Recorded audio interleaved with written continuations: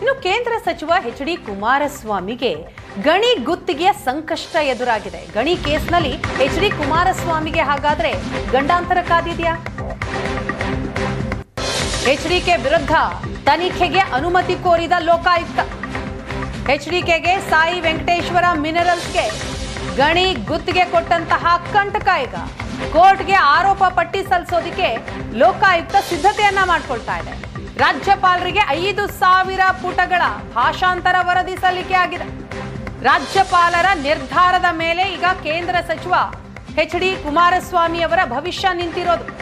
ರಾಜ್ಯಪಾಲರ ಅಂಗಳದಲ್ಲಿ ಕುಮಾರಸ್ವಾಮಿ ವಿರುದ್ಧದ ತನಿಖಾ ಚೆಂಡಿದೆ. ರಾಜ್ಯಪಾಲರಿಂದ ತನಿಖೆಗೆ ಅನುಮತಿ ಕೋರಿದ ಲೋಕಾಯುಕ್ತ ಕನ್ನಡ ಬದಲು ಇಂಗ್ಲಿಷ್ನಲ್ಲಿ ವರದಿ ನೀಡುವಂತೆ ಈಗ ಸೂಚನೆ ಬಂದಿದೆ. ತನಿಖೆಯ ಮನವಿಯನ್ನ ವಾಪಸ್ ಕಳುಹಿಸಿದ್ದಾರೆ ರಾಜ್ಯಪಾಲರು.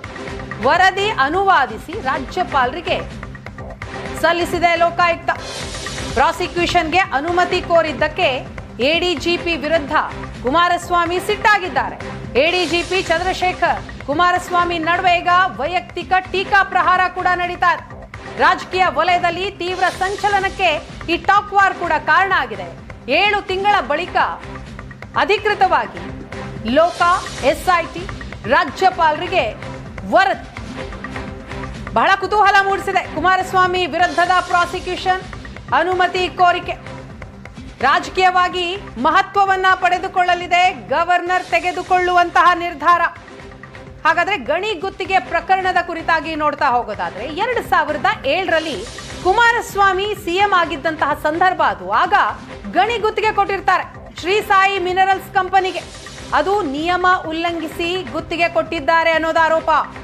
ಸಂಡೂರಿನ ಬಾವಿಹಳ್ಳಿ ತಿಮ್ಮಪ್ಪ ಗುಡಿಯಲ್ಲಿ 550 ಎಕರೆ ಗುತ್ತಿಗೆ ಕೊಟ್ಟಿರ್ತಾರೆ. ಗುತ್ತಿಗೆಯ ಸಂದರ್ಭ ಸಾಯಿ ಮಿನರಲ್ಸ್ ಕಂಪನಿಗೆ ನಿಯಮ 59(2) ಉಲ್ಲಂಘನೆ ಆಗಿದೆ ಅನ್ನೋ ಆರೋಪ. ಈ ಅಕ್ರಮದ ಕುರಿತಾಗಿ ಲೋಕಾಯುಕ್ತ ಎಫ್ಐಆರ್ ಕೂಡ ದಾಖಲಿಸಿದೆ. 2014ರಲ್ಲಿ ಲೋಕಾಯುಕ್ತ ಎಸ್ಐಟಿಯಿಂದ ಗಣಿ ಗುತ್ತಿಗೆ ತನಿಖೆ ಆಗುತ್ತೆ. 2017ರಲ್ಲಿ ಸಾಯಿ ಗಣಿ ಪ್ರಕರಣದಲ್ಲಿ ಕುಮಾರಸ್ವಾಮಿ ಅವರಿಗೆ ಜಾಮೀನು ಕೂಡ ಸಿಗುತ್ತೆ. ಟಿ.ಜೆ. ಅಬ್ರಹಾಂ ಹಾಕಿದ್ದಂತಹ ಕೇಸ್ ಇದು. ಕುಮಾರಸ್ವಾಮಿ ವಿರುದ್ಧದ ಅಕ್ರಮ ಗಣಿ ಕೇಸ್ ಟಿ.ಜೆ. ಅಬ್ರಹಾಂ ಹಾಕಿರ್ತಾರೆ. ಎಸ್.ಎಂ. ಕೃಷ್ಣ, ಧರ್ಮಸಿಂಗ್, ಎಚ್.ಡಿ. ಕುಮಾರಸ್ವಾಮಿ ವಿರುದ್ಧ ಕೇಸ್ ಹಾಕ್ತಾರೆ.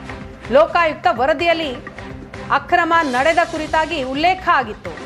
ವರದಿ ಆಧಾರದ ಮೇಲೆ 3 ವಿರುದ್ಧ ಟಿ.ಜೆ. ಅಬ್ರಹಾಂ ಕೇಸ್ ಹಾಕ್ತಾರೆ. ಶ್ರೀ ಸಾಯಿ ವೆಂಕಟೇಶ್ವರ ಮಿನರಲ್ಸ್ ಕಂಪನಿ ವಿಚಾರವಾಗಿ ಪ್ರಕರಣ ಇದೆ. ಈ ಅಕ್ರಮವಾಗಿ ಗಣಿ ಗುತ್ತಿಗೆ ನೀಡಲಾಗಿದೆ ಅಂತ ದೂರು ಕೊಡ್ತಾರೆ.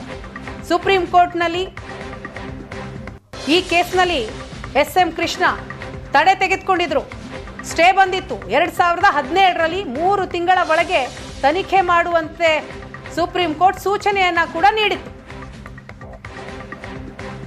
ಈಗ ಕುಮಾರಸ್ವಾಮಿ ಅವರಿಗೆ ಗಣಿ ಗುತ್ತಿಗೆ ಗಂಡಾಂತರ ಕಾದಿದೆಯಾ? ದೊಡ್ಡ ತಲೆನೋವಾಗಿದೆ. 2007ರಲ್ಲಿ 550 ಎಕರೆ ಭೂಮಿ ಗಣಿ ಕಂಪನಿಗೆ ಮಂಜೂರಾಗಿರುತ್ತೆ. ಸಾಯಿ ವೆಂಕಟೇಶ್ವರ ಮಿನರಲ್ಸ್ಗೆ ಭೂಮಿ ನೀಡಿದಂತಹ ಆರೋಪ.